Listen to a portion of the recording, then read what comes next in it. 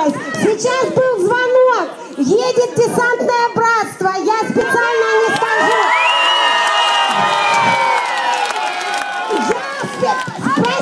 Специально попросили не говорить, с какого района. Собрались буквально за 2-3 часа.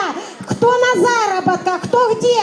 Время тяжелое. Кого жена не пустила, у кого дети. Но в общей сложности едет до 80 человек, людей вооруженных. Все будем стоять. Это люди, слушайте меня внимательно.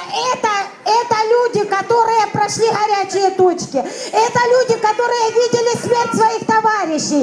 Это люди, которые не понаслышке знают, что такое кровь. Они будут стоять до последнего. Помогите им, помогите нам. Не расходитесь до последнего, я вас прошу. Это последний шанс, луганчане.